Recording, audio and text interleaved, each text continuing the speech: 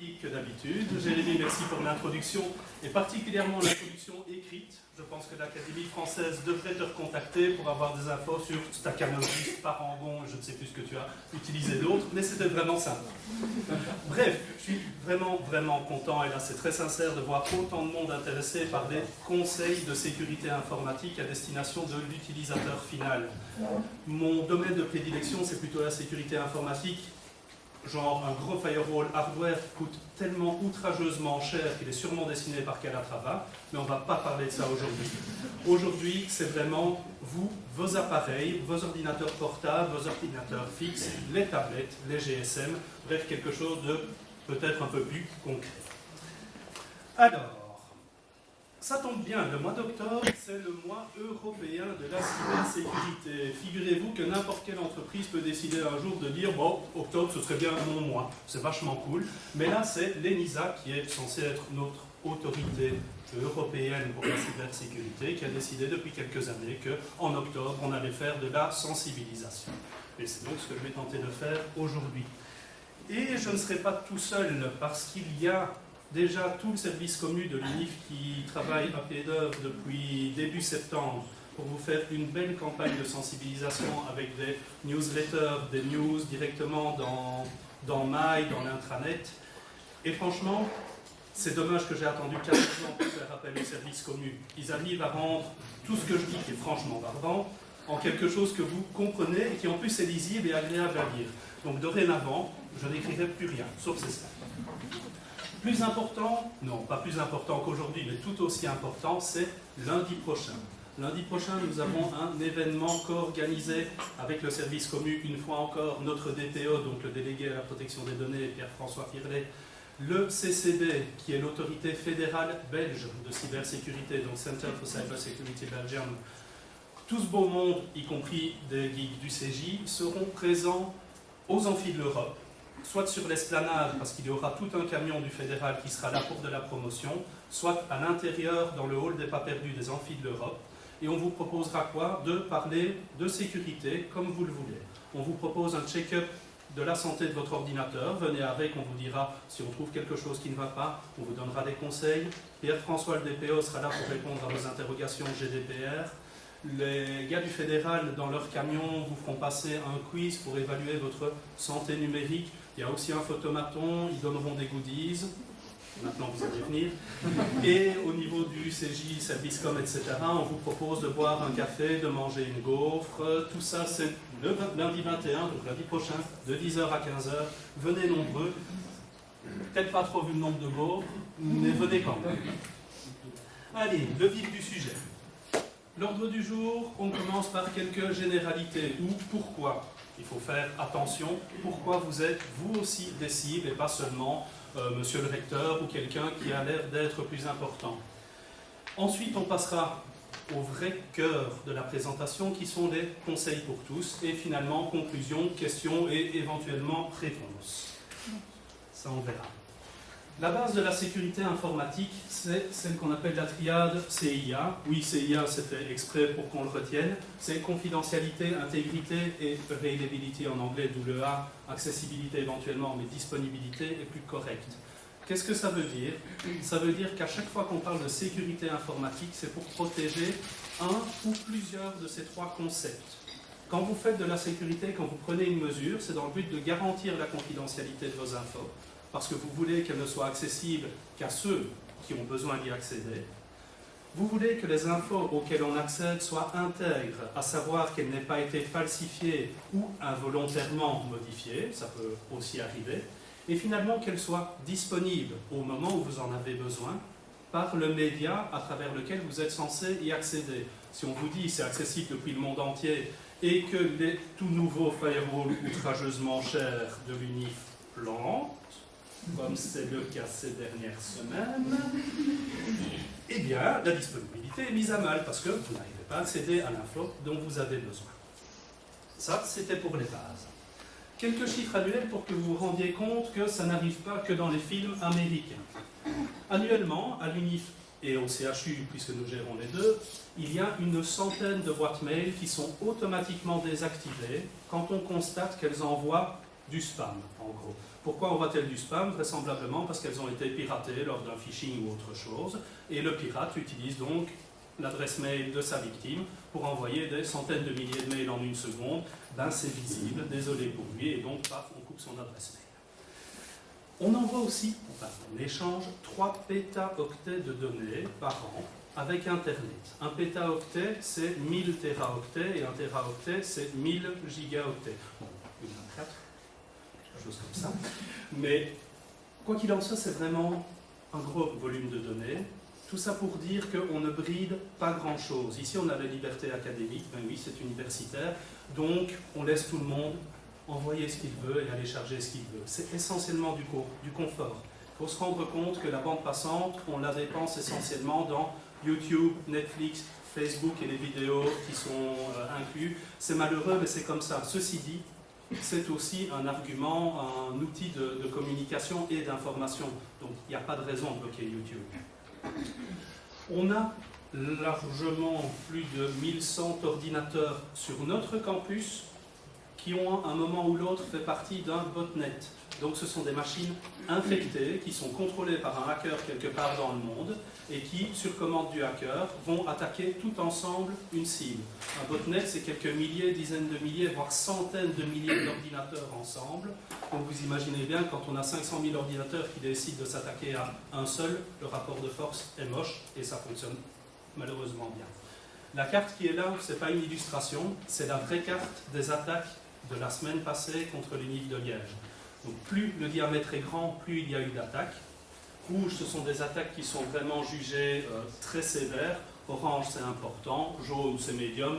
Et vert, c'est vraiment un titre informatif. C'est rare d'avoir cette carte-là, parce qu'on voit que la plupart proviennent des États-Unis. En général, c'est Iran, Brésil, Russie, Chine. C'est le top 4. Ouais, ben là, il faut croire que la semaine passée, on a eu autre chose. D'autres chiffres, cette fois-ci, vraiment de la semaine passée. On a bloqué 180 000 tentatives de connexion à des sites considérés comme frauduleux. Et vous avez la répartition dans l'image juste en dessous. Ce sont essentiellement des sites reconnus pour relayer du spam, pour faire du peer-to-peer file sharing, ce qui est quand même interdit par la politique de l'UNIF, parce qu'on sait que le peer-to-peer, c'est 95% et le reste de téléchargement illégal. Beaucoup de connexions vers des proxys anonymes réputés comme étant dangereux. Donc on n'interdit pas explicitement tous les proxys anonymes ou tous les VPN disponibles, mais certains bien. Il y a quand même beaucoup trop de pornographie à mon goût. Vous interpréterez comme vous l'entendez. Parce que franchement, le nombre de sites qui contiennent un malware, un virus ou quoi, est inférieur au nombre de sites porno consultés. Franchement. Bref. L'autre chiffre qui fait mal, c'est qu'on bloque 2 millions d'attaques par jour. À l'UNIF, c'est pas dans le monde. Nous bloquons automatiquement 2 millions d'attaques qui ciblent l'UNIF ou le CHU. C'est automatique. Ça veut dire aussi qu'il y en a qui passent à travers les mailles du filet quand on en est à ce nombre d'attaques. Et c'est pour ça que vous devez sécuriser vos machines. Et finalement, on a compté 1103 malwares différents qui ont tenté de nous infecter la semaine passée. Alors pourquoi moi? Franchement, prenez pas la grosse tête, c'est pas vous qu'on vise. C'est pas une critique, mais pour un hacker, vous êtes un numéro, sauf peut-être Monsieur Cook, qui a un intérêt autre, je ne sais pas où vous êtes, mais... Ah ben voilà. Peut-être que quelqu'un d'un peu plus connu pourrait être ciblé, mais pour nous, pour moi aussi, si on est ciblé par une attaque, c'est pas pour nous-mêmes, on est un numéro. C'est pour que notre machine vienne grossir les rangs d'un botnet, comme je disais, ou simplement parce qu'on est plus facile à infecter qu'une entreprise. Une entreprise qui a des serveurs bien sécurisés avec les firewalls, outrageusement chers, etc., mais elle est difficile à hacker.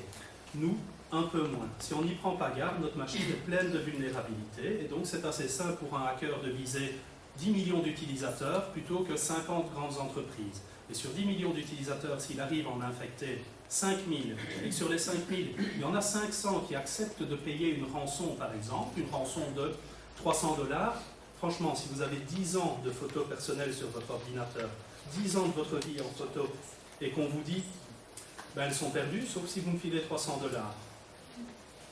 Franchement, je le fais.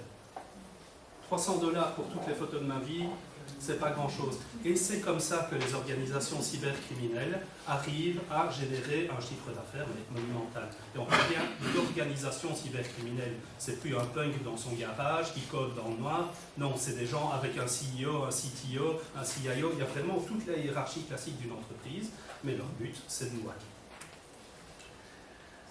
Alors, les conseils, et je suis même dans les temps. On améliore. Les conseils, pour une fois, on ne va pas les classer en conseils sur les mots de passe, conseils sur les backups, conseils contre le phishing.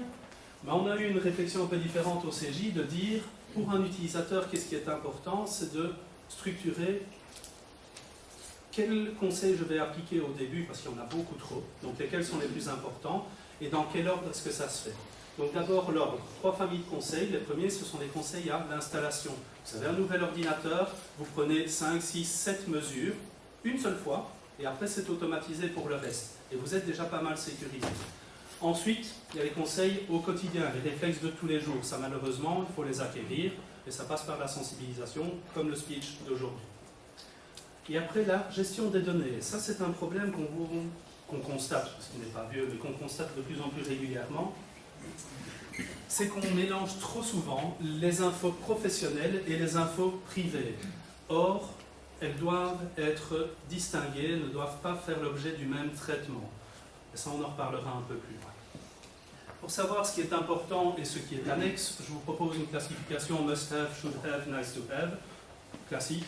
Les must-have, c'est vraiment impératif. Si vous ne le faites pas, c'est vraiment faciliter la chose aux pirates.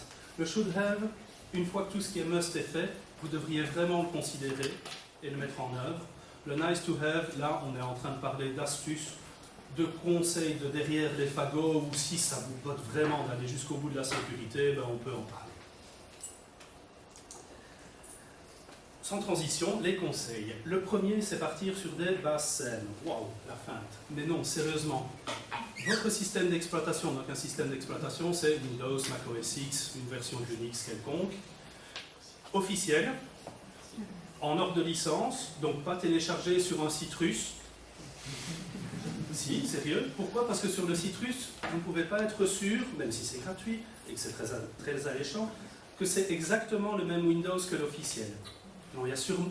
Allez, s'ils le rendent gratuit, je parie qu'il y a une raison. Je parie qu'il y a un petit mouchard à l'intérieur quelque part qui est là pour vous faire enrager. Et ensuite, faites vos mises à jour. Un Windows qui a une durée de vie de quoi? Allez, 5 ans, vous l'achetez, c'est quoi, 90 € maintenant? Et faites-le. 90 € pour 5 ans, c'est quand même pas un gros investissement. Même chose pour l'antivirus, sauf que là, on peut prendre un antivirus gratuit. Ils ne sont pas plus mauvais que les antivirus professionnels, c'est juste qu'il y a de la pub une fois de temps en temps, c'est un peu pénible. Mais prenez un antivirus gratuit et un seul antivirus. 5 antivirus ne vous protègent pas mieux qu'un antivirus. Au contraire, ils se tapent dessus. Et un antivirus qui va les désactiver les autres, ils vont se battre et ils ne feront plus rien de bon. C'est très sérieux. Donc, un système d'exploitation à jour, un antivirus, un seul à jour. Le verrouillage de l'appareil. Le verrouillage de l'appareil, ça se fait, donc que ce soit un laptop, un smartphone, une tablette, avec un mot de passe, un schéma, un code PIN, une reconnaissance biométrique, que ce soit votre empreinte digitale, un scan d'iris, bon c'est un peu plus rare, une reconnaissance faciale, ça c'est un peu merdique. Mais c'est avec ça qu'on peut déverrouiller son appareil assez facilement. Le déverrouiller, pourquoi? Parce que vous aurez bien sûr configuré le verrouillage automatique en cas d'inactivité pendant 5 ou 10 minutes. Histoire que, si vous faites voler votre machine, le voleur, qui n'en veut sûrement qu'à la partie hardware pour la revente, mais n'ait pas en plus accès à vos données. S'il doit trouver le mot de passe, il va juste laisser tomber, a priori. On verra ça plus tard. Donc, activation automatique. Si vous voulez aller un cran plus loin, ayez le réflexe manuel, vous quittez votre bureau, vous verrouillez votre machine. Raccourci clavier sous Windows, c'est la touche Windows plus L, et sous Mac, c'est Ctrl Shift Eject. Ça ne coûte pas grand-chose. Je connais beaucoup d'entreprises dans lesquelles les employés prennent un malin plaisir à prendre une session ouverte d'un de leurs collègues et à dire « Demain, j'offre les pains chocs au matin ». Ça marche vraiment, vraiment bien et en général, ils ne se font pas avoir 2 fois. Alors, ils ne veulent pas payer. Franchement, on change de boîte quand des collègues pareils, je t'assure. Ensuite, effectuez vos mises à jour. On l'a déjà dit pour le système d'exploitation et l'antivirus. Je sais que c'est pénible les mises à jour Windows. Je sais qu'il faut avoir 1 fois sur 3. mais essayez de les faire. Si vous les reportez sans arrêt, vous allez avoir une tonne de mises à jour qui vont se succéder, et là, il y a encore plus de chances que ça foire. Ok ? Même chose pour vos applications. Vous avez Word, vous avez Excel, comme la plupart des gens. Mettez-les à jour. Quand il y a une mise à jour de ce genre d'application, c'est une mise à jour souvent de sécurité. Ce ne sont pas de nouvelles fonctionnalités. S'il y a une mise à jour de sécurité, c'est parce qu'il y a une vulnérabilité. S'il y a une vulnérabilité, elle est exploitable par un pirate. Donc, faites vos mises à jour. Petit conseil bonus, temporisez la mise à jour. Ne la faites pas dans l'heure où la mise à jour a été publiée. Attendez une semaine ou attendez 2 semaines. Parce que même chez Microsoft, ils font des grosses boulettes. Et quand on vous publie une mise à jour qui plante 14 millions de machines en 1h30, ben, il vaut mieux ne pas en faire partie. Donc vous attendez que les autres aient essuyé les plâtres à votre place. C'est très humain, vraiment très sympa, fraternel et tout. Allez, faites-le. Par contre, ne procrastinez pas jusqu'à avoir un report de mise à jour de 18 mois où vous êtes foutu. Les sauvegardes automatiques. Donc le premier sous-titre, c'est automatique. J'en ai plein qui me disent « Ouais, moi je l'ai fait à la main, je l'ai fait toutes les semaines. » Et au bout de 3 semaines, c'est tous les mois. Au bout de 2 mois, c'est une fois par an.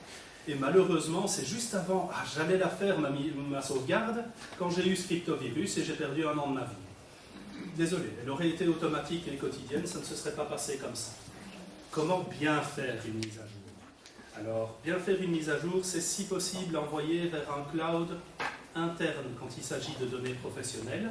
Votre service, département, entreprise, institution a certainement des serveurs qui servent à la sauvegarde de vos données. À l'UNIF, on a Docs pour les petits fichiers. Il y a des file serveurs, qu'ils soient départementaux ou institutionnels. Les données pro de l'UNIF doivent rester à l'UNIF, utiliser les outils de l'UNIF. Ça se tient. Un cloud public, oui, Jérémy? Tu as un outil à conseiller pour Windows pour faire des backups automatiques? Dommage, je connais ta machine. On va faire appel au public pour tout ce qui est Windows. Là, ça fait longtemps que j'y suis. Il y a FileSync qui marche bien, c'est gratuit. FileSync.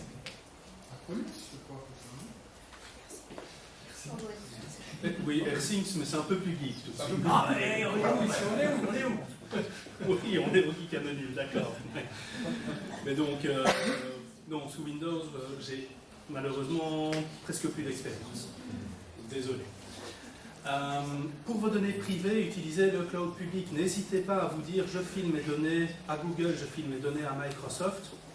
Honnêtement, est-ce qu'elles ont tant de valeur que ça pour que vous vous disiez, mais non, je ne veux pas qu'un super géant américain ait accès à mes données et les regarde. Vous croyez vraiment qu'il va regarder, que quelqu'un va regarder personnellement vos données à vous, les vôtres? Vous êtes si important que ça dans le monde? Enfin, c'est pas mon avis, et c'est pas une critique encore une fois, mais quand on me dit, moi je suis anti-Google à mort, je ne veux rien de chez Google parce qu'ils m'observent. Waouh! Enfin, c'est quand même un fameux ego, quoi. Google m'observe moi. C'est presque Dieu. Donc, c'est très subjectif, c'est mon avis personnel, mais non, j'y crois pas. Ceci dit, il pourrait y avoir des dérives. Oui, tous les fichiers que vous postez chez Google, chez Microsoft, sont lus, mais par des robots, sont indexés d'une certaine façon. C'est comme ça que vous avez de la publicité ciblée. Et, bon, ça fait alarmiste, mais je vais quand même le dire, quand même pas oublier qu'en 40-45, IBM a fourni la liste de milliers ou dizaines de milliers de juifs aux Allemands. Donc si un jour Google veut fournir la liste du geek anonyme aux politiciens anti-geek anonymes, on est cuit. Voilà. Non mais c'est très sérieux. Oui, vos données sont lues, mais sachez-le. Point. Ne vous fermez pas complètement la porte du monde de l'avancée technologique sous prétexte qu'un robot américain a accédé à vos données. Avis personnel. Parlons quand même aussi des disques durs externes ou des NAS que vous avez peut-être dans votre service. Donc un NAS, c'est un super gros disque dur externe avec des sécurités, en gros, il est connecté au réseau. J'aime bien et j'aime pas. J'aime bien dans le sens où c'est beaucoup mieux que de ne pas avoir de backup du tout. J'aime pas dans le sens où un disque dur externe, il n'y a rien de plus facile à perdre ou à voler. Si, il y a une clé USB, c'est encore pire. Mais si vous faites voler toutes vos données parce que vous les avez mises sur un disque dur externe, ce n'était pas le but non plus. Ou alors, il faut chiffrer le disque dur externe. Et ça, on y vient un petit peu plus loin. Restriction des droits. Là, on n'est plus dans les impératifs. Je vous recommande à l'installation de votre machine d'avoir un compte utilisateur, donc celui avec lequel vous vous authentifiez sur la machine, qui n'a pas les droits administrateurs. Donc il y a des droits de 5 utilisateurs. Comme ça, si un jour vous vous faites pirater, vous avez un virus, le virus et le pirate n'auront que des droits utilisateurs. Ils n'auront pas les droits admin qui lui permettent de faire beaucoup plus de ravages sur votre machine. Ça ne veut pas dire que vous ne pouvez pas être administrateur, parce que là ce serait horriblement limitatif. Vous devez connaître le login et le mot de passe administrateur, mais ne l'utilisez que quand vous avez besoin d'installer une application ou quand votre action requiert ces droits administrateurs. Sous Mac, ça marche superbement bien. Il y a un besoin admin, un petit pop-up disant login mot de passe administrateur. Si vous ne l'avez pas, vous ne le faites pas. Même chose pour le virus. Alors, chiffrez vos disques durs. Là, on y vient. On a un gros groupe de travail où d'ailleurs toutes les UDI sont conviées cet après-midi au CJ pour en parler. On a envisagé la pertinence d'imposer ou de suggérer fortement le chiffrement des disques durs à l'université. On s'était dit, le chiffrement, c'est la mesure phare à prendre. Et en y réfléchissant bien, c'est une bonne mesure, mais c'est sûrement pas la première. Et c'est pour ça qu'elle est classifiée uniquement en should have. Chiffrer un disque dur et ne pas avoir de mot de passe d'entrée en session, ça ne sert strictement à rien. Bref, qu'est-ce que c'est que cette histoire de chiffrement de disque dur? C'est rendre illisibles vos données, sauf à une personne qui connaît la clé de déchiffrement, qui en général est votre login mot de passe d'entrée en session. Ce qui veut dire que si on vous vole aujourd'hui, si on me vole aujourd'hui mon ordinateur portable qui est chiffré, on ne pourra pas démonter le disque dur, le brancher ailleurs, et lire mes données. Si votre disque dur n'a pas été chiffré, il me suffit de retirer le disque dur, de le connecter avec un câble à mon ordinateur et j'ai accès à tout. Que vous ayez mis un mot de passe ou non, ce n'est pas la même chose. Donc il faudrait idéalement le mot de passe d'entrée en session et le chiffrement du disque dur. Donc là, j'ai quand même mis un truc Windows. Jérémy, tu seras un peu content. Je vous recommande franchement les outils de chiffrement natifs et je ne suis pas le seul à le faire. Mon homologue de l'UCL a fait une étude extensive. Franchement, elle fait 70 pages. Il est allé au bout des choses. Et il est fort déçu de devoir conclure que oui, il faut utiliser FileVault et BitLocker sur Mac et Windows, sauf si on a un environnement hétérogène d'operating systems, où à ce moment-là, on pourrait se dire on va utiliser VeraCrypt, qui n'est pas un outil natif, mais pour avoir la même solution sur toutes les machines. Deux dernières choses à ce sujet-là. Le chiffrement peut aussi être un danger. Si vous perdez la clé de déchiffrement, ben vous perdez tout. C'est con, hein? C'est bien de prendre une mesure de sécurité et de vous faire avoir par la même mesure de sécurité. Donc il faut la conserver. Oui, Maud? Et le backup que tu fais est chiffré automatiquement ou tu dois le chiffrer aussi spécifiquement? En ce qui me concerne, j'ai le backup Docs, etc. Et j'ai un disque dur portable avec Time Machine où, à l'initialisation, Time Machine me demande si le backup doit être chiffré. Voilà, oui, c'est chiffré. Je pense que la question était si ton disque dur principal est chiffré, Oui. c'est d'office ton backup est chiffré, la Non. réponse est non. Merci Grégoire. C'est très clair. Tant mieux. Donc la clé de déchiffrement, là je vous invite à l'imprimer, ça a l'air archaïque, mais à la garder avec vos documents officiels, genre votre diplôme, votre certificat de mariage, composition de ménage, tous ces documents que vous avez dans une petite farde et qu'il ne faut surtout pas perdre. Mais vous mettez votre clé de déchiffrement avec, vous saurez où la retrouver, et normalement vous ne la perdrez pas. Chiffrez votre laptop, mais aussi votre disque dur portable, et pourquoi pas les tablettes et les smartphones. Les tablettes et les smartphones, la plupart, tous les modernes, le sont par défaut. Donc vous n'avez même pas à le faire. Parce que oui, ils ont compris qu'on devait un peu aider l'utilisateur. Ce n'est pas le cas sur les Huawei, je pense, où là, il y aurait une option à aller activer pour que ce soit chiffré. À vérifier, ça dépend de l'operating system, ça dépend de la marque, ça dépend de la config par défaut de la marque. Mais c'est à vérifier. La force des mots de passe. Bon, c'est là que les Romains s'empoignent. Là, c'est du purement subjectif. Mais c'est mon avis, c'est moi qui parle, et ce sera donc celui qui va prévaloir aujourd'hui. J'aime bien être un tyran de temps en temps. Un mot de passe fort n'est pas forcément un mot de passe compliqué. Un mot de passe fort, c'est un mot de passe qui vous parle à vous, qui est facile à retenir pour vous, mais qui est quasi impossible à deviner pour autrui. C'est ça un mot de passe fort. Ce n'est pas une suite de caractères absolument imbuvables où vous vous trompez une fois sur deux, tellement c'est pénible à taper. Ça, c'est pas de la sécurité. La longueur minimum aujourd'hui, parce qu'on en parle souvent, je recommande 12 caractères. Certains disent 10, mais on trouve déjà ça un peu faible. À l'UNIF, on est toujours à 8 par défaut, ce qui est fort triste. Pourquoi est-on à 8 par défaut? Parce qu'on s'est heurté à un mur disant « Est-ce que vous vous rendez compte du temps qu'on va perdre à taper 4 caractères de plus ?» Oui, quand même, oui, je me rends bien compte que ça fera sans doute 15 à 20 secondes par jour. Désolé, on va laisser tomber la mesure. Ouais, c'est un peu triste. Franchement, mettez 12 caractères. Autre anecdote, si vous êtes client chez Belfius et que vous utilisez l'application Belfius Mobile, on vous interdit de mettre plus que 12 caractères. Franchement, j'ai toujours pas compris. J'ai écrit plusieurs mails au support, il n'y a toujours pas de réponse non plus. Étonnant. Ça, c'est une mesure anti-sécurité, sérieusement. Il n'y a pas plus crétin que de limiter vers le bas la taille d'un mot de passe. Le mélange des caractères, on en parle souvent aussi. La plupart des sites vous imposent majuscules, minuscules, chiffres et caractères spéciaux. Sans rentrer dans des considérations mathématiques, imposer d'avoir les 4, c'est diminuer la force du mot de passe pour des questions d'entropie. Bon, c'est de la masturbation intellectuelle, c'est de la masturbation mathématique. Quoi qu'il en soit, il faut au moins en utiliser 3 sur les 4 pour vous dire que vous rendez la tâche plus difficile à un hacker. Donc, majuscule, minuscule, caractère spécial.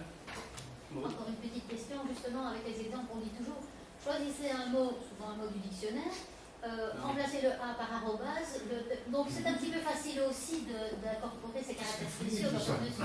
Voilà, oui, c'est toujours écrit sur les pages sécurité du CJ qui vont être revues prochainement, parce que non, je ne recommande plus ça du tout. Parce que justement, ça fait trop longtemps qu'on le fait. On sait bien qu'on remplace le A par un arrobase, on sait bien qu'on remplace le E par un 3, le I par un 1. Il faut arrêter ces conneries-là. Oui, les hackers sont au courant et leur programme de test automatique des mots de passe le teste aussi. Donc non, de fait, tu ne le retrouveras pas ici comme conseil parce que ce n'est plus valable. Il y a sur une phrase de passe que tu as beaucoup plus facilement que le mot de passe. Oui, la passe-phrase c'est bien aussi, mais c'est plus long à taper. Donc ceux qui ne veulent pas taper 12 caractères n'en taperont pas non plus 30. Maintenant, je suis d'accord. Pas obligé de faire 40 caractères non plus. Hein. Non. Alors, qu'est-ce qu'une passe-phrase, puisqu'on en parle? C'est plutôt d'avoir un mot de passe un peu tordu. Vous mettez une suite de mots de la langue française. Mieux, vous mixez langue française, langue anglaise ou langue allemande. Comme ça, vous avez 2 langues dedans. C'est encore plus difficile à trouver. Vous mettez 3 ou 4 mots qui suivent. Vous tapez soleil, pluie, arc-en-ciel. C'est pas trop compliqué, le champ lexical est assez sympa. Et c'est tellement long qu'a priori, je dis bien a priori, un pirate ne le trouvera pas. Sauf si son algorithme de recherche, parce qu'il sait que vous utilisez des passe-phrases, parce que vous le dites haut et fort, vous le clamez haut et fort, va dire, alors plutôt que de rechercher caractère par caractère, je tente des mots de dictionnaire concaténés à d'autres mots de dictionnaire. Autre argument de détail contre la passe-phrase, c'est que souvent on met un espace entre les mots, et l'espace est très mal géré par la plupart des applications. Si vous mettez un espace dans votre mot de passe, une chance sur 3 pour que l'application le refuse, le tronque, déconne à plein tube et que vous soyez banni à jamais du site. Alors mettez un underscore, ne mettez pas de mot de passe. Oui. On peut inventer des mots aussi. Oui, on peut inventer des mots, on peut inventer des mots de passe. On peut, à partir du moment où tu l'inventes et que ça fait très personnel, de fait, ça ne se trouve pas dans le dictionnaire. Ça, c'est l'idée de base. Si tu l'inventes et que tu le retiens, c'est bon. Autre conseil, ne copiez pas les mots de passe en exemple. Combien de fois on retrouve le mot de passe qu'on a vu dans le 15e jour du mois qui est sorti il y a quelques semaines? Oh, ben, si ce mot de passe-là est sécurisé, je vais le copier. Malin, non, pas malin du tout. Un petit quiz pour vous réveiller, même si visiblement il n'y en a pas trop besoin. Est-ce que perroquet est un bon mot de passe? Non, c'est pourri, c'est un mot du dictionnaire. Ça, se sera trouvé en 20 secondes. Pas perroquet. Est-ce que Livia, c'est le prénom de la fille, c'est mignon, hein, 2018 est un bon mot de passe, son année de naissance? Mais non, c'est crétin. Non seulement il est trop court, mais en plus, c'est facile à deviner. Uranium 235. Ben non. Je ne vais pas l'épeler. Est-ce un bon mot de passe? Ben ça dépend. Si ça veut dire quelque chose pour vous, je connais un excellent psy, conservez-le. Sinon, non, ne vous infligez pas ça. C'est pourri comme mot de passe. C'est difficile à retenir et à taper en plus, et à taper sur un smartphone, n'en parlons pas. Ça, c'est le mot de passe proposé dans le 15e jour du mois, le dernier sorti. À la Clairefontaine, m'en allant promener, j'ai trouvé l'eau si belle que je m'y suis baigné. Première lettre de chaque mot. Mais non, c'est pas un bon mot de passe. Qui a envie de taper ça? Sérieusement, vous allez vous tromper 3 fois sur 4 tellement il est long. Donc non, je suis pas content, c'est pas un bon mot de passe. Et j'aimerais bien rencontrer celui qui m'a dit que ça, c'était le mot de passe à mettre en avant. Je suis pas d'accord avec ça. Crème brûlée ou hardcore, c'est facile à retenir, c'est très facile à taper sur un clavier d'ordinateur et pas sur un clavier de smartphone. Ensuite, il y a un accent circonflexe et des caractères accentués francophones, excellents contre les hackers du reste du monde, déplorables pour toutes les applications du reste du monde. Ah ben oui, parce qu'ils ne vont pas les accepter. Donc j'adore crème brûlée comme mot de passe, parce que c'est simple à retenir. Mais ça ne marchera pas. Rien qu'à l'université, parce qu'on utilise certains logiciels de langue anglaise à la base, ça ne marchera pas. On n'acceptera pas le Q accent. Donc, attention, oui et non. Alors, Rainbow 6808 et un point d'exclamation au milieu. Est-ce que c'est bien? Ben oui, c'est pas mal. Pour autant que 68 et 08 veuillent dire quelque chose, ici, ce sont les 4 derniers digits de mon numéro de GSM. Donc je ne devrais pas, moi, le choisir, parce que c'est mon numéro de GSM, et donc quelqu'un qui m'en veut, s'il m'en veut vraiment beaucoup, pourrait inclure ça dans la recherche de la génération du mot de passe. Mettez le numéro de GSM de votre sœur, votre mère, quelque chose comme ça, les derniers digits, bien sûr. C'est pas difficile à retenir, ça contient toutes les formes de caractères, donc, ouais, Rainbow, c'est pas mal. 666, Number Beast. Est-ce que c'est mieux? C'est un peu court. Ah oui, il a l'air sympa comme ça, mais non. Aujourd'hui, 9 caractères, c'est pas assez. Prenez 666, Number of the Beast. Ou ne le prenez pas, parce que ça fait quand même un petit peu trop ado. Mais sinon, au niveau force du mot de passe, c'est pas si mal. Vous êtes parti à Bornéo, c'est là que vous voulez faire votre vie, mettez Bornéo Forever. Il y a tout dedans, il n'y a même pas besoin d'un caractère spécial et c'est déjà un super mot de passe. Il est facile et rapide à taper. Prenez quelque chose de simple comme ça. C'était le dernier exemple. Franchement, ça pour moi, c'est un mot de passe très suffisant. Diversité des mots de passe. Là aussi, c'est quelque chose sur lequel je voudrais insister. On ne prend pas le même mot de passe pour son adresse Gmail que pour son adresse Uliège. Parce que si vous vous faites pirater sur Gmail, automatiquement Uliège est piraté aussi. Ça aussi, ce serait vraiment crétin. Scindez votre vie privée de votre vie professionnelle. Ne prend pas les mêmes mots de passe pour sa vie privée que pour sa vie pro. Même chose, ne mettez pas le même mot de passe pour vous connecter à votre banque que pour votre compte Candy Crush. Non, sérieusement, il y a 2 poids, 2 mesures. Protégez la banque, pas le compte Candy Crush. Donc pas le même mot de passe dans ce cas-là non plus. Encore une chose, typiquement pour une entreprise, comme ici on a à l'UNIF, on a un mot de passe dit centralisé. C'est le même mot de passe pour vous connecter à MyUliège, le même mot de passe pour vous connecter à votre boîte mail, à différentes applications institutionnelles. Si je prends mon cas, j'ai aussi l'accès en gestion à toute l'infrastructure réseau, donc les switches, les routeurs, les firewalls, bref, ce qui vous donne accès à Internet. Je n'ai pas le même mot de passe pour l'accès à ces équipements-là que pour le mot de passe centralisé, parce que je peux me faire avoir par un phishing bien fait. Mais il ne faut pas que le pirate ait accès au cœur de notre réseau parce que je me suis fait avoir par un phishing. Ah oui, le gestionnaire de mots de passe. Ça, c'était une question de Jérémy. C'est mon avis, c'est donc toujours très subjectif. J'aime pas les gestionnaires de mots de passe. Gestionnaire de mots de passe ou trousseau, c'est un applicatif qui va retenir tous les mots de passe pour vous, voire générer des mots de passe complètement tordus de 64 caractères, un différent pour chaque site, mais vous n'avez pas à les retenir. Donc vous dites, super sécurisé, c'est vrai, chaque mot de passe est sécurisé. Mais si le fournisseur du trousseau, si le fournisseur du logiciel se fait lui pirater, et c'est pas impossible, Verizon s'est fait pirater, alors une des boîtes de sécurité majeures dans le monde se fait avoir, est-ce que vous voulez vraiment prendre le risque que tous vos mots de passe soient connus, sauf de vous? Parce que vous ne les connaissez pas. Donc voilà, il y a différents types. Il y a un gestionnaire local, mais à ce moment-là, les mots de passe ne sont pas forcément partagés avec le smartphone, la tablette, l'autre ordinateur, sauf si on fait une connexion dans le cloud quelque part, et donc les mots de passe se retrouvent à nouveau quelque part. Il y a moyen aussi que le fournisseur stocke les mots de passe, ne le connaisse pas. Il y a moyen, qu'est-ce qui nous le prouve? Moi, c'est ça mon problème. C'est peut-être que le fournisseur, en effet, a chiffré ou haché les mots de passe, mais on sait qu'un mot de passe haché avec une rainbow table, il y a moyen de le casser quand même. Le risque est faible, il est très faible, mais quand on me pose la question est-ce que tu utilises un gestionnaire de mots de passe, non, et la raison c'est celle-là, je préfère être maître de mes mots de passe. C'est vraiment discutable, c'est vraiment un avis très subjectif. Et quand même, sur les gens qui utilisent le même mot de passe partout. Mais le gestionnaire est mieux que quelqu'un qui utilise des mots de passe pourris, ça c'est vrai. C'est la solution la plus pratique.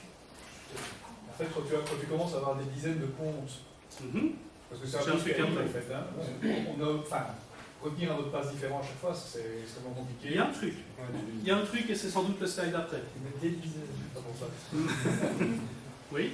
Pourquoi accepter de donner 10 ans de sa vie à un cloud, mais refuser de donner ses mots de passe à une application sécurisée sur le disque? À une application sécurisée Ouais, sur le disque. Style trousseau Apple, D'accord. qui est au final en hardware.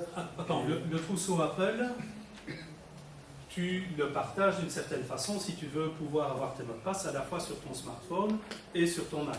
Oui, ok, mais on a le droit aussi d'utiliser uniquement sur le hardware. Absolument. Si tu l'utilises uniquement sur le hardware, tu n'utilises donc pas sur ton deuxième appareil. Ouais.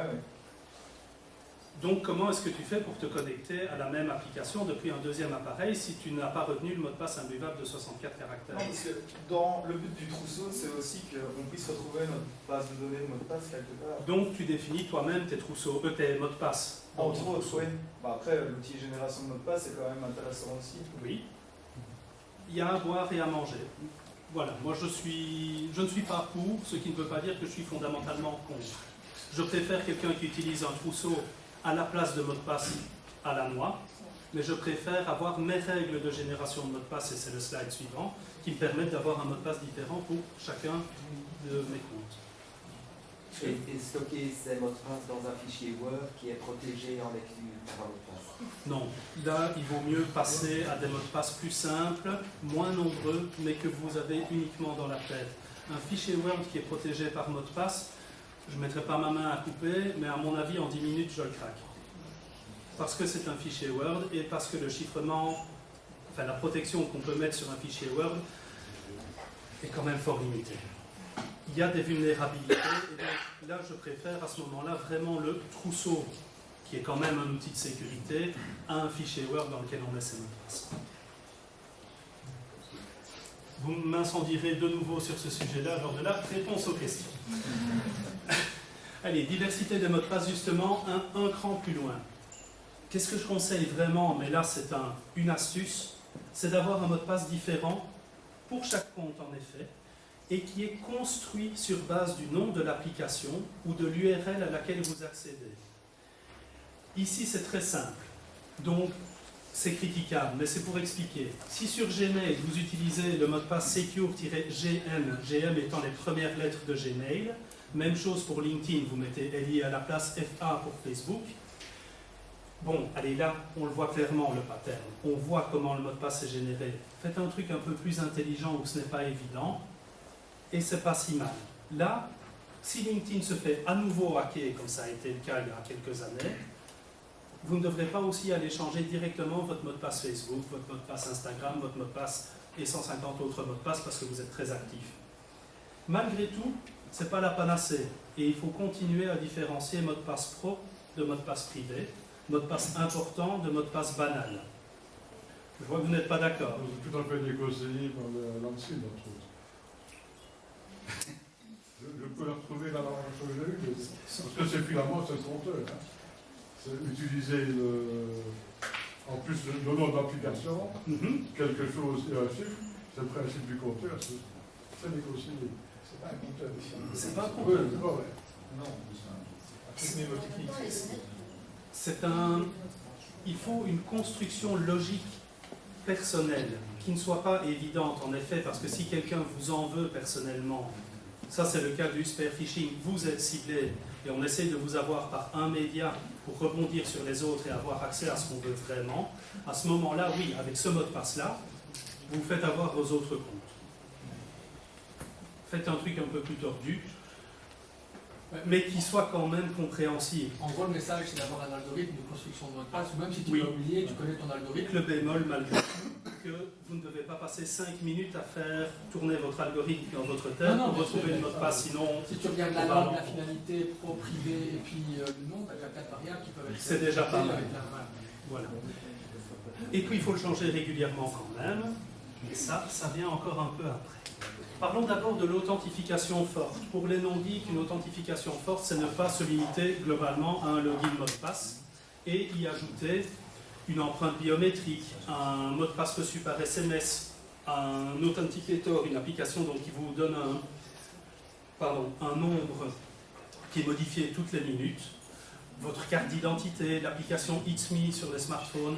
Bon, le SMS est un peu critiqué aujourd'hui, même fort critiqué, ça reste mieux que rien du tout, mais il faut savoir que c'est quand même pas ultime en termes de sécurité. Mais l'authentification forte, il ne faut pas l'utiliser pour tout et n'importe quoi. Si, comme moi, vous êtes sur Facebook et que vous postez une fois par an, et donc que Facebook n'a pas d'importance pour vous, n'activez pas l'authentification forte, n'allez pas donner vos données biométriques à Mark Zuckerberg. Oui, elles sont hachées, blablabla, il n'y a pas accès. Pas certain, mais ne poussez pas trop loin non plus. Il y a des choses que je n'ai pas envie de donner. Je n'ai pas de problème à ce qu'il ait accès à mes photos. Je ne veux pas non plus qu'on puisse copier mon empreinte digitale d'une façon ou d'une autre. Voilà, c'est 2 poids 2 mesures. Le profil sécurisé, c'est ce qu'on vous demande souvent. On vous demande plein d'infos personnelles pour pouvoir prouver que vous êtes vous en cas de hacking, en cas de j'ai perdu mon mot de passe, veuillez me rendre un accès. Et donc on vous demande votre GSM, votre adresse, une autre adresse email, le nom de jeune fille de votre mère, votre adresse postale. Ben oui, faites-le pour les applications vraiment importantes, mais ne donnez pas n'importe quoi. Pourquoi donner le nom de jeune fille de votre mère pour qu'on vous rende un mot de passe? Non, une adresse email de récupération, un numéro de GSM sur lequel on peut vous le renvoyer, certainement. Pas le reste. Si ce n'est pas pertinent, vous ne le donnez pas. La question secrète maintenant, on le voit quand même beaucoup trop fréquemment, c'est choisissez une question secrète parmi 6 questions, donnez-nous la réponse et ça nous permettra de prouver que vous êtes vous si vous faites voler votre mot de passe. Ah oui, parce que le nom de jeune fille de ma mère et mon école secondaire, c'est un truc super secret. Personne ne peut le savoir. Et non, bien sûr que non. Ça, typiquement, c'est une anti-mesure de sécurité. Donc, quand un site vous oblige à le faire, ce que je vous recommande, et c'est très personnel aussi, c'est répondre toujours la même chose, mais qui n'a rien à voir avec la question secrète. Quel est le nom de jeune fille de votre mère? Standard de Liège. Oui, super bien. C'est pas ma réponse. N'essayez pas. Donc, feintez. Quand c'est obligatoire, feintez sur cette question.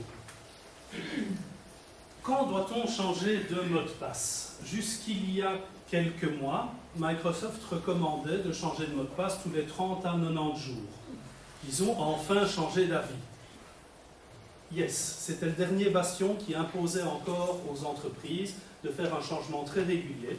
Un changement trimestriel, ça donne quoi comme mot de passe? Printemps 2019, été 2019, automne 2019, hiver 2019, printemps 2020. C'est pas bien. Et si on vous demande vraiment un mot de passe compliqué à changer tous les 3 mois, vous allez le noter sur un post-it. Donc ça, je pense aussi que c'est une diminution de la sécurité, plus qu'une augmentation, pour autant que l'utilisateur suive le reste des règles. Au moindre soupçon de compromission de votre mot de passe, changez-le. Si vous avez installé une application douteuse, si vous êtes fait avoir par un virus, même s'il a l'air anodin, si vous pensez que quelqu'un a regardé quand vous tapiez votre mot de passe, si vous avez vraiment donné votre mot de passe, je ne suis pas content, mais si vous l'avez vraiment donné à quelqu'un pour une bonne raison, changez-le après.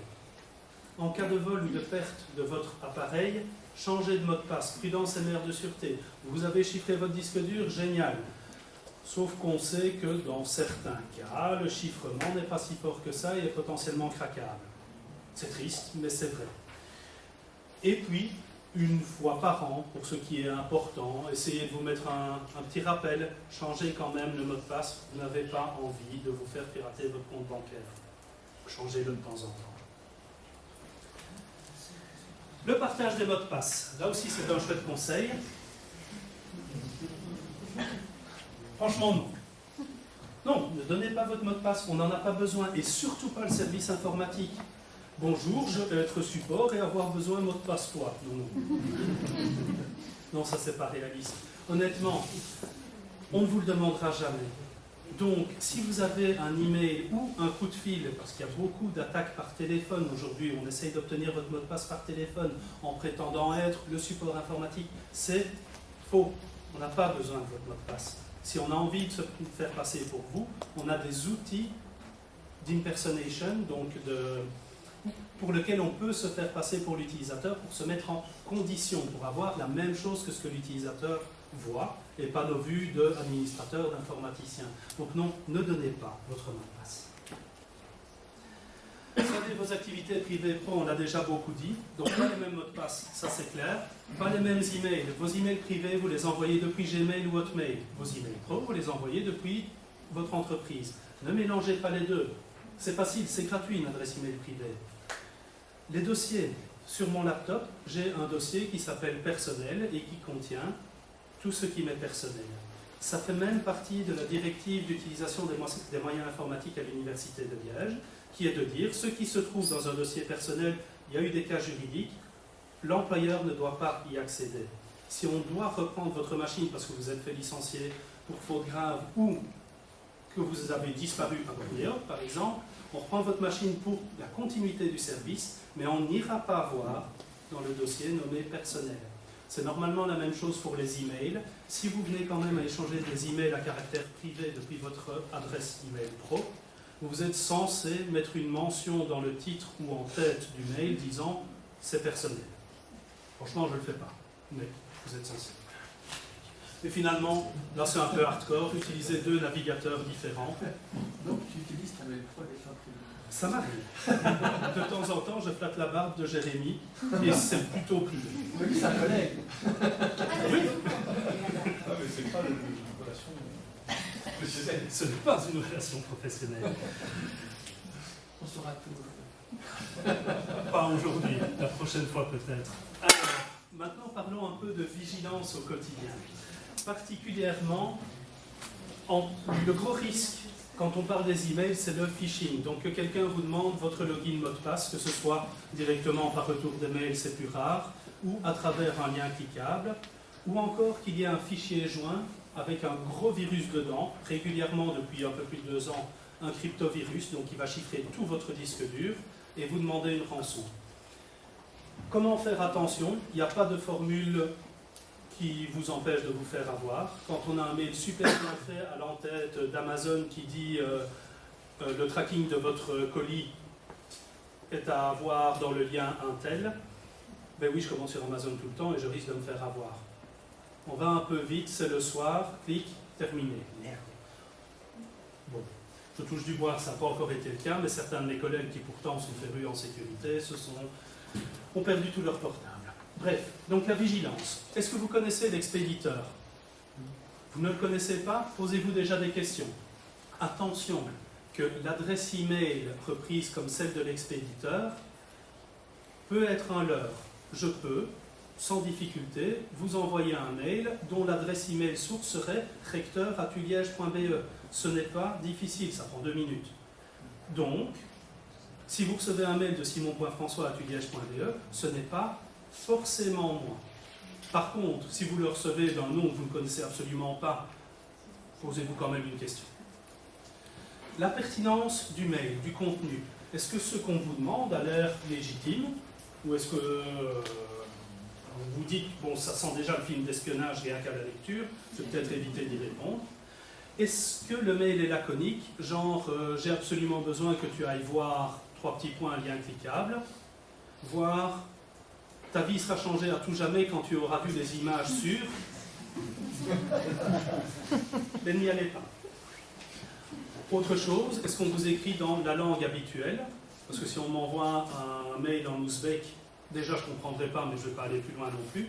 Maintenant, si le CJ vous envoie un mail en anglais, c'est pas normal. D'habitude, on écrit en français. Autre chose, la grammaire, je disais tout à l'heure, je dois être support informatique de toi. C'est pas terrible non plus, n'allez pas plus loin. Ça a l'air con, hein, mais le nombre de nos collègues qui sont à voir chaque année par ce genre de message, c'est effarant. Et finalement, vigilance dans les détails, là ça relève encore de l'astuce. Sur un ordinateur, et pas sur un smartphone, vous pouvez, avec le curseur de la souris, survoler les liens cliquables et ça vous affichera l'URL de destination du lien. Ok ? Ça ne veut pas forcément dire quelque chose, mais si l'URL de destination c'est superhacker.ru / quelque chose, encore une fois, on peut se dire on ne va pas aller plus loin. Maintenant, ça peut très bien être une adresse qui ressemble à une adresse légitime, Liège, mais avec 2 i, qui ne se verrait pas bien. Oui, c'est pas impossible. Mais bon, on ne peut pas vous demander dans chacun des centimètres que vous recevez par jour de faire ces vérifs-là. Vérifiez l'heure d'envoi. J'ai un prof qui m'a envoyé ça la semaine passée. C'était le 3 octobre. Il me dit « Je pense que c'est un phishing ». Le mail était envoyé le 4 octobre. Oui, problème de fuseau horaire. Le hacker n'est clairement pas en Belgique. C'est con. Mais il s'est quand même posé la question à un moment, est-ce que c'est vraiment un phishing? Oui, il n'a pas été envoyé le bonjour, quoi. Enfin, il y a des détails comme ça qui ne ratent pas. Finalement, le graphisme du mail, on vous dit encore une fois que c'est le support informatique de l'Université de Liège et il n'y a pas le logo de l'Université de Liège dans la signature. Il faut se poser la question. Au niveau des fichiers, là le gros risque aujourd'hui c'est un virus, éventuellement un cryptovirus. Qu'est-ce que vous pouvez faire? La meilleure chose à faire c'est faire scanner le fichier par votre antivirus local sur la machine ou le fournir à un site web gratuit de scan de fichiers comme Virus Total qui reprend normalement un grand nombre de moteurs d'antivirus. Mais voilà, c'est une proposition. Ou appelez votre correspondant, simon.françois@liège.be vous envoyez un fichier bizarre, mais passez-moi un coup de fil. Déjà, je serais content de me dire que quelqu'un se soucie de la sécurité. Je vois Maud qui rigole parce qu'elle sait très bien que je ne réponds pas au téléphone. Mais ça ne sert à rien. Mais voilà, n'hésitez pas à faire valider par votre correspondant que c'est bien lui qui vous a envoyé le message. Protégez votre identité. Bon, là, c'est vraiment conseil, très perso aussi. Ça va un peu à l'encontre de j'utilise Google et tous les trucs de Google et je m'en fous. Mais quand je peux l'éviter, je ne donne pas toutes mes données personnelles. Quand je m'inscris sur un forum, ce n'est pas en tant que Simon François, je ne donne pas mon adresse postale, je ne donne pas mon numéro de GSM, ils n'en ont pas besoin. Je donne le minimum que je suis d'accord de donner. Si vous mettez votre nom et votre prénom partout où vous vous enregistrez, il est facile pour quelqu'un qui vous veut du mal à vous, cette fois-ci quand vous n'êtes pas un numéro, de recueillir tout un ensemble d'informations et d'essayer de vous cibler un peu plus. Cachez votre activité en ligne, typiquement Facebook. Pourquoi diable est-ce que vous pensez que le monde entier a besoin de voir vos photos de vacances? Je pense même que je ne partage pas ma liste d'amis avec mes amis. C'est pas nécessaire, ils n'ont pas besoin de savoir qui je fréquente. C'est un peu excessif, c'est un peu contre le principe de réseau social, mais voilà. Prenez éventuellement une adresse email poubelle ou utilisez un service en ligne qui vous permet de faire une fausse adresse email temporaire quand vous vous inscrivez sur un site de news qui vous demande une inscription pour avoir accès aux articles et vous savez très bien que vous n'y retournerez pas. Ne donnez pas votre bonne adresse email. Choix des logiciels. Uniquement depuis une source sûre. N'allez pas les télécharger encore une fois chez les Russes. J'aime bien les Russes, mais bon, c'est un exemple qui parle. Obtenez-les en toute légalité. Est-ce que ça vaut vraiment la peine de prendre des risques et de vous mettre contre la loi pour 15 € pour un petit logiciel? Pas sûr, surtout qu'il en existe des tas réellement gratuits. Et encore plus sur une machine professionnelle d'ailleurs. Pas de logiciel piraté, illégal ou qui n'est pas en ordre de licence sur une machine de votre employeur. Parce que là, c'est l'employeur qui risque en partie. Traitement des données pro. Les données pro ont de la valeur, que ce soit de la valeur financière ou de la valeur de recherche. L'espionnage industriel, ça existe. Une de nos universités sœurs en Wallonie s'est fait hacker il y a quelques années, infiltrée par le gouvernement, je pense, iranien. Pendant 3 ans, ils ont exfiltré les données de recherche nucléaire et recherche laser vers l'Iran, jusqu'à ce qu'on se rende compte qu'il y avait un virus dans le service en question. C'est pas James Bond, c'est vrai. Ça s'est vraiment passé. Donc, les données pro, faites-y gaffe. Les données pro, on ne les garde pas uniquement sur son ordinateur personnel. Ça doit être normalement sur un ordinateur professionnel. Si votre service n'a pas les moyens de fournir un ordinateur à tous les membres du service et que donc vous travaillez avec votre ordinateur privé, veillez à au moins faire une copie de ces données pro sur un serveur de sauvegarde de l'entreprise. Parce qu'il ne faut pas qu'on perde 5 ans de travail parce que vous avez été, entre guillemets, négligent et que vous n'avez pas fait de sauvegarde de votre PC privé. Ok.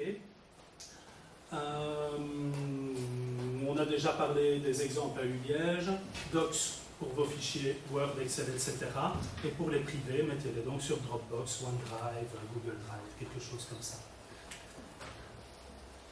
Parlons de la connexion publique. Vous avez le Free Wi-Fi quelque part au McDo, en ville, en Smart Cities, les aéroports, les gares. Surfez en toute tranquillité tant que vous ne devez pas mettre votre login mot de passe, y compris pour les emails. Donc, si vous voulez vraiment vous authentifier et faire quelque chose en votre nom, lancez une connexion VPN. Pour tous les membres de la communauté universitaire, c'est simple, il y a un VPN à disposition avec le client, qui va être modernisé, comme ça les utilisateurs Linux pourront de nouveau s'en servir. Ce machin-là aussi? Oui. Ok, ça va. Je l'ai dit. Linux, c'est ça que j'attendais. Deuxième, t'as pas bien écouté. Mais sérieusement, à quoi sert ce VPN? Ça va faire un tunnel chiffré entre votre appareil et une grosse machine quelque part à l'UNIF, et donc le trafic ne sera pas visible par les autres utilisateurs du Wi-Fi ou ceux qui opèrent le Wi-Fi plus simplement. C'est assez, honnêtement, c'est assez simple, ça fait peut-être encore espionnage, mais ce qu'on appelle sniffer le trafic dans l'air, donc sentir le trafic des autres, voir tout ce qui se passe, pour autant qu'on ait le matériel qui coûte $30, c'est simple. Jérémy. Des conseils en termes de VPN, si on ne veut pas utiliser le VPN de l'université, parce qu'il n'y a pas finalement que des gens de l'université ici. Donc, est-ce qu'il y a des VPN à conseiller dans ce domaine-là? C'est une VPN gratuit, mais honnêtement, si tu en as beaucoup l'utilité et que soit tu es parano, soit tu fais des choses que tu ne veux vraiment pas qu'on sache que tu fais, prends donc un abonnement payant. Oui, ou va sur le dark web. Mais non, je n'ai pas de recommandation. C'est en effet un peu léger en termes de... pour ceux qui ne sont pas à l'UNIF, mais pour l'UNIF, même pour votre usage privé, utilisez donc le VPN ici. On sait qui le contrôle. Et je vous jure qu'on n'a pas accès à votre trafic. Comment tu sais alors qu'on utilise YouTube et Facebook? C'est parce que ça ne passe pas par le VPN. Il y a pire que la connexion publique, c'est l'ordinateur public. Ça existe encore dans les contrées reculées du reste du monde. Vous avez des cybercafés, les plus jeunes ne savent pas de quoi je parle, et pourtant ça existe. Mais vous avez encore aussi dans les lobbies d'hôtels ou dans les lounges des aéroports des ordinateurs mis à disposition. Les bibliothèques, en effet. Mais vous avez plein d'exemples, c'est génial. Eh bien, n'y allez pas. Non, ne vous identifiez pas sur ces machines-là. Même chose. Vous ne savez pas ce qui est vu, vous ne savez pas ce qui est contrôlé. Dans un cybercafé au Maroc, là je veux bien mettre ma main à couper qu'il y a un keylogger installé sur la machine. Qu'est-ce qu'un keylogger? C'est un petit programme qui enregistre tout ce qui est tapé au clavier, y compris votre numéro de carte de crédit, votre login, mot de passe et toutes ces choses-là. Donc, vraiment soyez précautionneux. Utilisez ces ordinateurs de confort pour ce qu'ils offrent du confort. Faites pas le reste. Petite. Ça se décompte de mon temps de réponse aux questions, parce qu'il me reste 1 minute 10. Petite remarque en faveur des gestionnaires de mots de passe. J'utilise LastPass par exemple. Oui. Et LastPass permet de se connecter à son trousseau en utilisant un clavier visible sur l'écran uniquement. Donc on clique avec la souris sur mot de passe. On ne le tape pas sur le clavier. Donc a priori, il pourrait y avoir un keylogger, on ne le voit pas. Il faudrait avoir quelqu'un qui enregistre en même temps l'écran pour. Ce qui arrive aussi, mais beaucoup moins souvent. Aussi dans les autres anecdotes à la con, mais qui sont bien vraies, c'est 30 ordinateurs qui ont été livrés à l'OTAN il y a quelques années. L'OTAN sont des paranoïdes de la Sécu, ils ont bien raison. Ils ont fait démonter tous les ordinateurs pour être sûr qu'il n'y avait rien dedans. Mais ils ont eu raison. On leur file 30 ordinateurs, dont 5 ont un mouchard matériel à l'intérieur. Ça paraît fou, ça paraît américain, mais c'est bien. On le On va pense. monter tout en soi, alors. Je pense qu'on a moins de secrets que l'OTAN. Sauf Jérémy. C'est quand même un peu moins que l'OTAN. Allez, on y vient à conclusion. Je crois qu'il me reste juste 2 slides. Le gros résumé, c'est, vous l'aurez compris, la cybersécurité, c'est l'affaire de tous. Sans vous, toutes les mesures de protection qu'on prend ne servent presque à rien. Il y a un principe qui s'appelle le principe du weakest link, le maillon faible. Rien à voir avec Boccolini, mais si l'un de vous fait n'importe quoi au niveau sécurité, c'est lui qui va être hacké. Et à partir de cette personne-là, le hacker va pouvoir rebondir et contourner d'autres mesures de sécurité. Ça aussi, ça nous est arrivé il y a bien longtemps, en 2007. Il y avait une machine en faculté des sciences, en chimie, dont le login était Barbara, mot de passe Barbara. Je pense que je l'ai déjà raconté il y a 2 ans. Mais bon, ça ne fait pas de mal. Forcément, avec un mot de passe qui est identique à un login qui est en fait vraiment très simple, il s'est fait pirater par un robot quelconque. Le hacker en a eu vent, il a pris le contrôle de la machine. Cette machine avait un accès au supercalculateur hébergé au CJ, un accès direct. Parce qu'à l'époque, on faisait confiance aux quelques machines scientifiques qui avaient besoin de cet accès-là. Pouf, le hacker est passé sur le supercalculateur. Supercalculateur, il avait besoin d'accès à d'autres serveurs, avec une relation de confiance directe. Pouf, le hacker est passé sur d'autres serveurs. Et puis il a vu le serveur de backup. Il se dit, serveur de backup, bingo, c'est la porte ouverte vers tout. Il a pris le serveur de backup, il a continué à affecter les autres serveurs. Et là, on a eu un déclenchement, une alerte sur notre monitoring qui disait, c'est quand même bizarre ces connexions qui sont en train de se passer sur tous les serveurs. C'est anormal, ça sort du comportement normal. On s'est rendu compte des choses et on a débranché Internet, mais vraiment débranché Internet. Ça a coupé la connexion du pirate. On a retracé en reverse engineering tout ce qu'il a fait. On a nettoyé les machines. Mais ça veut donc bien dire qu'un gars qui a choisi Barbara a fait foirer la sécurité de l'infrastructure institutionnelle. Aujourd'hui, on interdit les relations de confiance entre ordinateurs, hors de cette expérience-là, mais c'est ça le principe. Une personne peut tout faire foirer. Si on doit retenir dans les conseils, prenez le chouette mot de passe, faites vos mises à jour, sauvegardez vos données et différenciez bien privé de professionnel, soyez globalement vigilants, soyez conscients que les risques existent, c'est surtout ça. Je vous rappelle donc l'event de ce lundi, si vous voulez venir manger une gaufre et boire un café et avoir un goodies offert par le fédéral, c'est déduit de vos impôts. Et donc je l'ai quand même osé, puisqu'on est au Geek Anonyme, I'll be back, pour comprendre un petit peu.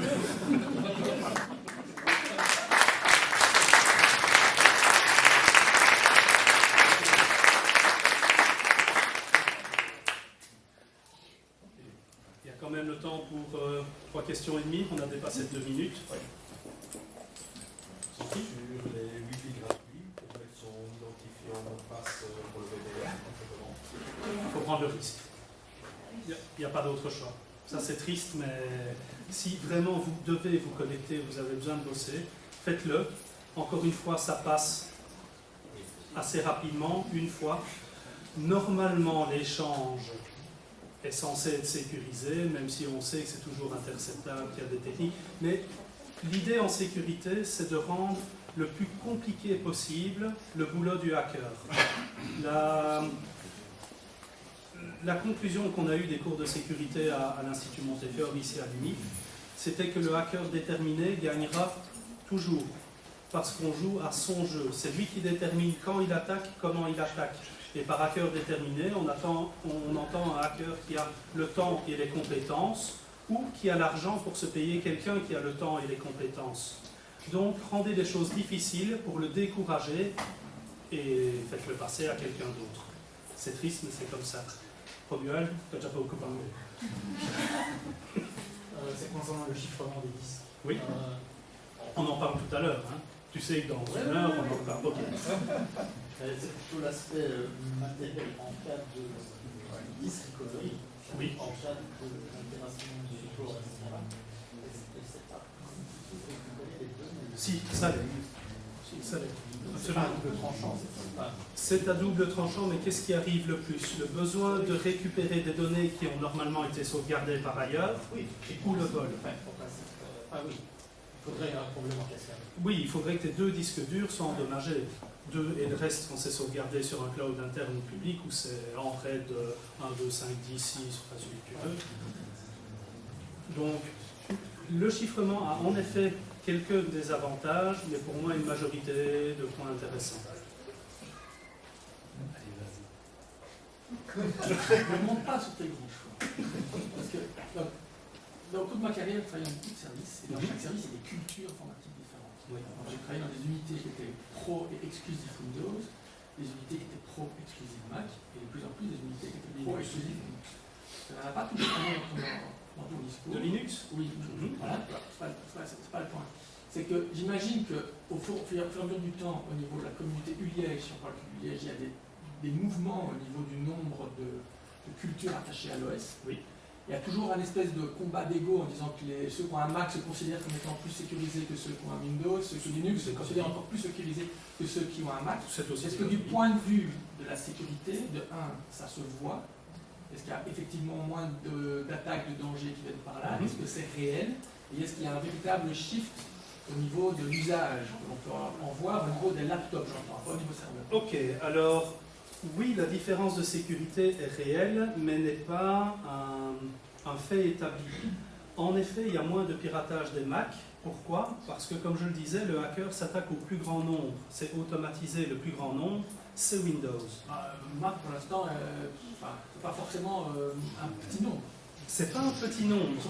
Surtout en général dans une communauté universitaire. Mais ils se fichent pas mal. La plupart des hackers qui nous attaquent dans les 2 millions par jour se fichent complètement qu'on soit une UNIF ou pas. On est un pool d'adresses IP. Et globalement, il y a plus de Windows facilement attaquables que de Mac. Donc c'est plus rentable pour eux de s'attaquer à Windows qu'à un OS X. Maintenant, ceux qui tiennent le discours que moi j'ai un Mac, je suis sécurisé, j'ai même pas besoin d'antivirus, qui mettent Barbara éventuellement, non, ce sont des âneries bien sûr. Donc on a moins d'utilisateurs de Mac piratés par un exploit. Par contre, ils sont peut-être plus nombreux, si on garde les proportions, à se faire avoir par le phishing ou un cryptovirus, parce qu'ils ont justement l'impression d'être à l'abri du piratage parce qu'ils ont un Mac, ce qui est tout à fait faux. Parlons de Linux. Pourquoi est-ce que j'en parle très peu? Premièrement, parce que je suis beaucoup moins compétent en Linux. Alors, en Windows non plus, en Mac pas terrible, mais bon, soit. Non, mais surtout ici, ça s'adressait au plus grand nombre, et en général, le plus grand nombre n'est pas sur Linux. Quelqu'un qui gère son Linux en ligne de commande est a priori déjà un geek et sans doute plus sensibilisé. C'est pas toujours le cas. Et donc, on retrouve des bricoleurs qui vont installer strictement tout et n'importe quoi sur un Linux, laisser des ports ouverts et se faire avoir. Parce que justement, moi, l'expérience que j'en ai parfois, c'est que ils ont justement une tendance plus grande à bidouiller, ils ont fini par ouvrir des portes qu'on ne devrait pas, et c'est parfois pas forcément mieux. Donc, c'est ça aussi que j'aimerais voir. Est-ce que vous, de votre côté, vous voyez, parce qu'il y a eu les balances montent dans les 15 dernières années, Linux c'est facile, il n'y a pas de virus, c'est faux.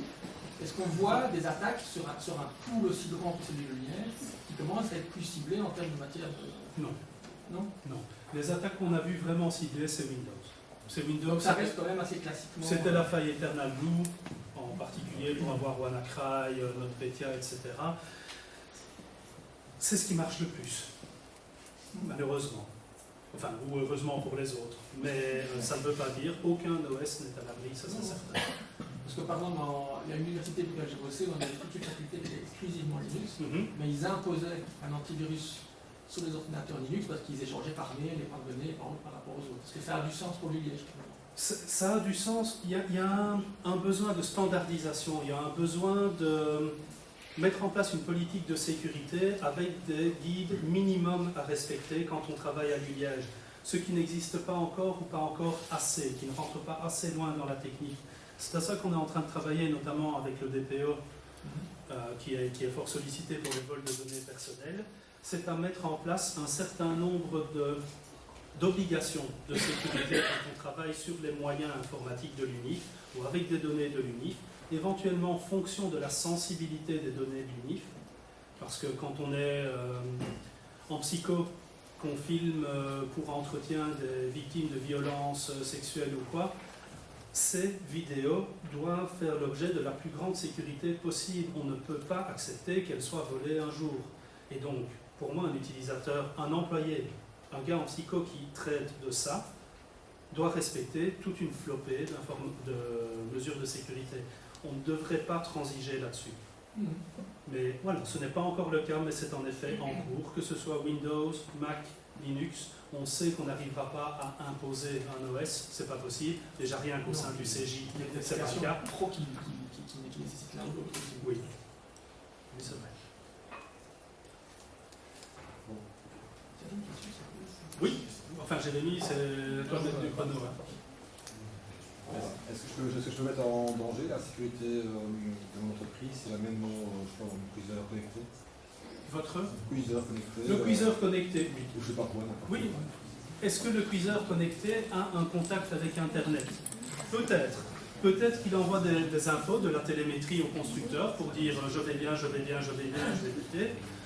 Et à ce moment-là, à partir du moment où il a initié une connexion, il est connu quelque part. Dans l'autre sens, vous amenez votre cuiseur connecté dans une entreprise qui est pleine d'adresses IP publiques, et il obtient une adresse IP publique, et donc il est directement contactable sans que lui ait initié un contact, et il est connu que l'IoT, donc l'Internet des objets, c'est sans doute le plus gros chaos qu'on va avoir en termes de sécurité. Vous savez, je parlais de botnet, donc de grands ensembles de machines qui attaquent une seule machine. Qu'est-ce qui fait partie d'un botnet aujourd'hui? Bien sûr, des ordinateurs piratés, mais surtout des caméras, des lecteurs de cartes d'identité connectées. Man Espresso au bureau qui est connecté, sérieusement, connecté en Bluetooth, comme ça je peux déclencher un café à moins de 10 mètres.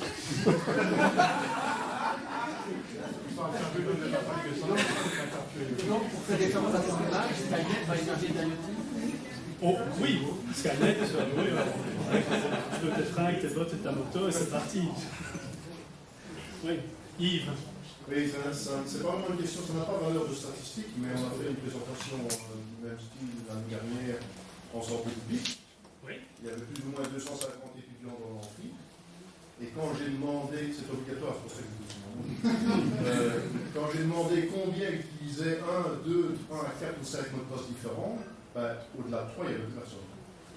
3, il y avait 5 doigts, 2, il y avait 10 doigts, et tout le reste, c'était un seul mot de passe. Donc il y a de fortes chances pour que le mot de passe étudiant soit le même en UNIF, soit le même pour les applications médicales, etc. Donc le premier changement de culture, ça va être au niveau du mot de passe. Qui n'est pas encore. Enfin, les gens prennent ça encore comme une gêne plus qu'autre chose. Verrouillage automatique, oui. Bon mot de passe, backup. Et l'autre point qu'on oublie souvent de mentionner, c'est qu'on rappelle toujours, faites attention, regardez s'il y a bien le petit cadenas dans l'URL pour être sûr que la connexion est sécurisée, mais oui. On dit dire que à l'autre bout de la connexion, c'est à nouveau en clair. Donc il suffit que l'autre bout soit hacké pour que celui qui a un mot de passe de tout le monde et de tous les sites. J'ai déjà hésité à faire le slide avec tous les détails de vigilance sur ce qu'il faut regarder dans un email pour se demander si oui ou non il est légitime, parce que ce n'est pas une science exacte et parce que c'est vachement pénible quand tu reçois une centaine d'emails par jour de le faire à chaque fois. Le nombre de sites que tu visites par jour, il est sans doute très important aussi. Tu es fatigué ou quoi? Est-ce que tu vas continuer à regarder systématiquement si tu as le petit cadenas de connexion sécurisé? C'est très bien. Est-ce que tout le monde le fera? Non. Encore moins que de choisir un bon mot de passe. On a un de nos collègues au CJ, sa liste de naissance, c'était sur un petit site très sympa, qui n'était même pas en HTTPS, qui te demandait ton numéro de carte de crédit pour payer. Au-delà du fait que la connexion n'est pas sécurisée, en plus, il te demande ton numéro de carte de crédit, quoi. Là, je fais attention à savoir si la connexion est sécurisée. Mais tout le monde ne fait pas attention. Mais tout le monde ne fait pas attention. Mais il y en a encore des tas de mots de passe. Monsieur? Aujourd'hui, en fait, le réseau de l'UNIF, il y a pas mal d'étudiants. Je pense qu'on parle de certains nombre de chercheurs. Je pense que de nouveaux étudiants, il y a aussi des accès qu'ils ont par leur machine, s'ils sont de plus en plus équipés d'ordinateurs. Est-ce qu'il y a des stratégies spécifiques que vous utilisez pour gérer ces aspects-là? Très peu, parce que malheureusement le parc étudiant n'est absolument pas géré, donc c'est du best effort, ils viennent avec ce qu'ils veulent et on leur fournit un accès. C'est le cas pour la quasi-intégralité du personnel, à l'exception des administrations centrales qui là sont gérées par le CJ, y compris au niveau de l'ordinateur. Et après, par faculté, il y a une UDI qui gère comme elle le souhaite, ou comme elle le peut, avec les ressources qu'on lui alloue. C'est ça que je veux dire, Maud. C'est pas un terme de compétence, c'est juste des ressources allouées. Comme on lui a demandé, ou si c'est la faculté qui demande ça à l'UDI. Si la faculté ne demande pas à l'UDI de sécuriser le réseau, elle ne le fera pas. Donc c'est aussi une culture... Ça se défend. Je pense qu'il y a des UDI qui sont proactives et chez qui ça passe bien. Enfin, pour lesquels ça se passe bien. Mais bref, pour les étudiants, qu'est-ce qu'on va faire aujourd'hui? C'est les mettre dans un réseau séparé du reste de la communauté. En fait, on va mettre tous les visiteurs, séparés des étudiants, séparés des alumni, séparés des membres de la communauté U, universitaire C, CHU, pour au moins limiter ça. On a d'autres mesures de sécurité très techniques et relativement rares. Rares pourquoi? Je me le demande parce que c'est génial, mais je n'en parle pas volontairement parce que ça va être mis malheureusement sur Internet. Voilà. Et la rareté d'une mesure de sécurité fait qu'elle est encore meilleure. Quand on ne la connaît pas, on n'essaye pas de la contourner. Mais là, on va vraiment essayer de limiter la communication possible entre deux machines d'utilisateurs, quels qu'ils soient. Il n'y a pas d'autre stratégie puisqu'on n'a absolument pas la main sur les machines des étudiants.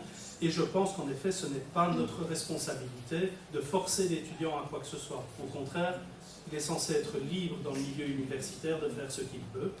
N'en reste pas moins qu'on a d'autres mesures de sécurité institutionnelles comme les firewalls qui ne fonctionnent donc pas super bien ces semaines-ci et qui bloquent 2 millions d'attaques par jour. Là aussi, les étudiants en bénéficient. Quand on détecte une machine étudiante qui est verrouillée, on contacte l'étudiant. Donc voilà.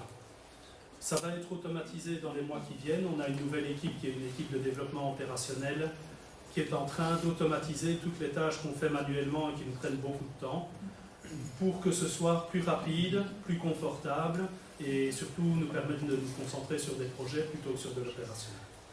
Ouais. Alex? Oui, je vais juste rappeler que la sécurité ne s'arrête pas au digital. Il faut verrouiller son bureau. Il ne faut pas mettre les mots de passe sur un post-it qu'on colle sur l'écran. Il faut fermer le bâtiment. Il faut utiliser d'autres barrières pour l'instant. C'est tout à fait vrai. Et là, on parle de sécurité de l'information et non plus de cybersécurité. La sécurité de l'information globalement, c'est aussi la sécurité de vos dossiers papier, mais aussi des accès physiques au réseau, aux ordinateurs. Et donc, comme Alex le dit, ça nécessite qu'on ferme son bureau, qu'on ne laisse pas rentrer n'importe qui, et tout un tas d'autres mesures comme le bureau propre, l'écran verrouillé, ce genre de choses.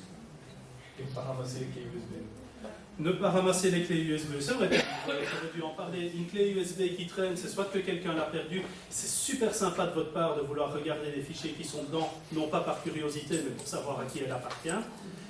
C'est quand même dommage qu'il y ait un virus dessus, parce que la clé USB était là, non pas parce qu'elle était perdue, mais parce qu'on voulait infecter quelqu'un, éventuellement juste pour le fun, ça se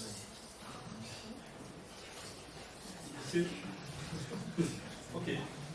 Écoutez, merci beaucoup pour votre attention.